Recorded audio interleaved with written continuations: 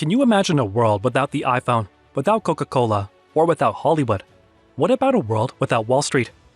Well, these are all products and symbols of one global powerhouse, the United States of America. Imagine a nation where just 5% of the world's population generates over 20% of its total income. In 1820, the United States accounted for just 2% of global GDP. By 1945, it had become the world's leading economic power. So how did this happen? In this video, we'll take a look at the surprising path to prosperity that the United States followed. We'll explore the factors that helped the country become a global economic powerhouse, and we'll learn some lessons that can be applied to other countries today. It's the 16th, 17th, and 18th centuries. Europeans were itching for a new life. They set sail for America, picturing fields of gold and endless riches. But when they got there, they found something completely different. Endless fields of, well, fields. Oh, and a bunch of people who were already living there, the Native Americans. Can you imagine the surprise? It's like ordering a pizza and getting a salad instead. It's not what you expect, but you might grow to like it.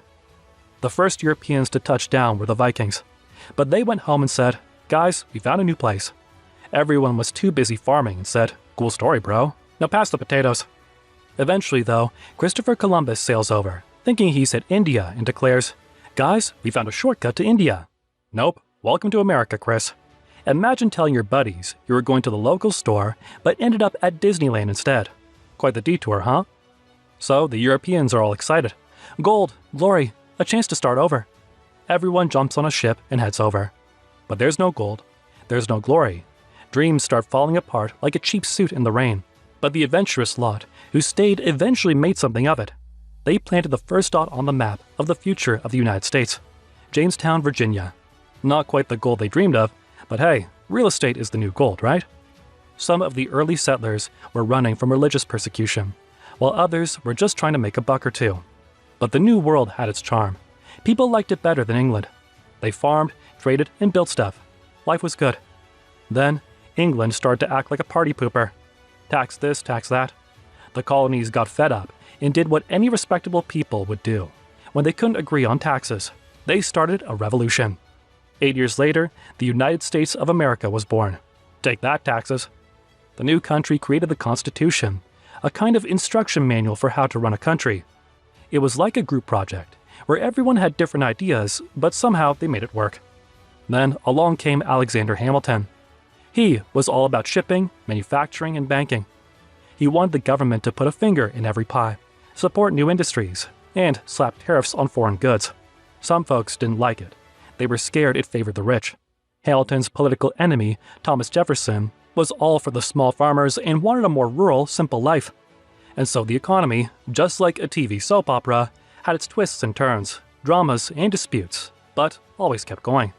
After all, as long as there are dreams of a better life, there's always a chance to win big. And that, my friend, is the roller coaster ride that was the early American economy. One thing I would like to remind you, if you want to learn more about global economics, be sure to subscribe to my channel. I'll be posting more videos about the global economy in the future. Let's get back into the story. In the 19th century, Eli Whitney's cotton gin kicked off a cotton boom in the South. Mega plantations popped up, making a few people really rich. At the same time, Easterners moved westward to the Midwest for better farming lands, depending on government-built roads and canals. Andrew Jackson, president in 1829, disliked the national bank. He felt it favored the East, which led to financial panics in 1834 and 1837. Despite this, the U.S. economy grew fast, with new inventions and travel improvements, like steamboats and railroads. The gold rush, too, was a wild ride. It sparked a railroad network boom that paved the way for industrialization. The birth of American industry is like a blockbuster movie, filled with suspense, rapid change, and a cast of colorful characters. It's 1800. Only a tiny fraction of Americans are city dwellers. Most are farmers. Manufacturing begins to blossom, primarily in the North, churning out cotton textiles, shoes, woolen clothes, and machinery. A flow of immigrants, brimming with hope, floods the cities to work. Meanwhile, the South clings to farming, its fate tied to the institution of slavery. Fast forward to the Civil War, a pivotal point that shakes up the nation's economic structure. With the war's end and slavery abolished, the South's economy took a hit. But in the North, the war fuels industrial growth, catapulting industrialists to positions of power and wealth. Then comes the Second Industrial Revolution, a thrilling era of technological innovation. Picture oil gushing from Pennsylvania wells, the click-clack of the first typewriters, and the arrival of cool new technologies like electricity, the telephone, and the phonograph. By 1900, bye-bye horse carriages, hello cars and planes. An explosion in production mirrored this boom in invention. Coal and iron mining increased dramatically, leading to the emergence of steel mills. New work methods are developed, including Ford's revolutionary assembly line and higher wages, enabling workers to buy the very cars they were producing. During the flashy Gilded Age, we meet the rock stars of business: Rockefeller, Gould, Morgan, and Carnegie. They lived large and amassed fortunes, and despite their ruthless strategies, they set up some of America's biggest charities. However, by the 20th century, corporations had supplanted individual business titans, and organized labor was a check on power. But don't fret, the era of business celebrities isn't over. The tech boom of the 80s and 90s gave rise to stars like Bill Gates, a savvy mogul with a philanthropic streak. From Lincoln's presidency to Bill Gates, the American industrial journey has been a whirlwind, filled with ambition, transformation, and an unyielding quest for progress. And it's still unfolding. Post-war economy. People were biting their nails after World War II, worried that the economy would tumble back into depression. Instead, the economy revved up like a hot rod at a drag race. There was pent-up demand from consumers, like kids in a candy store. Industries like automotive, aviation, and electronics expanded rapidly, and the housing market boomed like a firework, thanks to low interest rates for returning service members. Our GDP took a giant leap from $200 billion in 1940 to $500 billion in 1960. The baby boom after the war also helped. More babies meant more consumers, and more consumers meant more demand for goods and services. Talk about a population growth strategy. Then we have President Eisenhower, who came up with the term military-industrial complex. He was talking about the massive organization formed to supply war needs, which stuck around like a bad smell even after the war. With the Iron Curtain falling over Europe and the Cold War with the Soviet Union, the US kept flexing its military muscles and splurging on fancy weapons.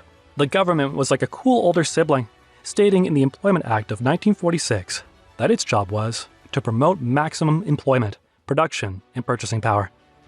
The US also took the lead in the establishment of the International Monetary Fund and the World Bank.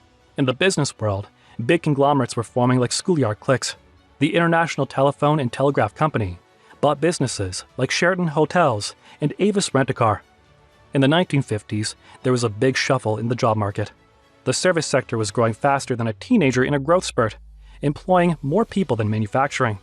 The number of people working white-collar jobs overtook those in blue-collar jobs. The unions were pretty successful too, securing lifetime job contracts for members, like the golden ticket to a career. The 1950s might have been slow, but did the 1960s and 1970s step on the gas? The world decided to put down the weapons and focus on the economy, letting new nations pop up and old ones grow like teenagers after a summer break. John F. Kennedy, or JFK, came in with a bang in 1961, saying we were stepping into a new frontier.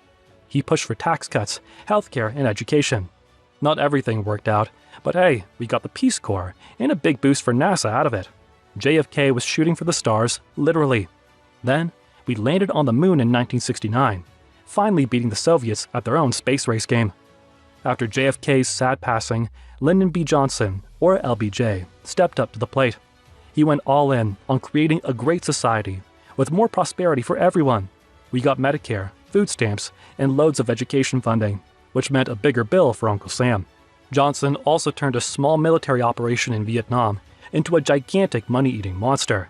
It sounds crazy, but spending on the war and poverty programs actually gave the economy a little boost. However, by the late 1960s, inflation has started creeping up like a cat about to pounce, especially after we refused to raise taxes. Then, the 1973 to 1974 oil embargo hit, skyrocketing energy prices and leading to unemployment. Stocks crashed, the federal deficit grew, and it felt like we were in the middle of an economic storm. And that's a wrap for today, folks. But our journey through the thrilling evolution of the United States path to prosperity is far from over. In the second part of this episode, we'll continue to unravel this captivating story. So, stay tuned, and we promise to keep the intrigue high and the insights flowing. Thanks for watching, and we'll catch you in the next episode.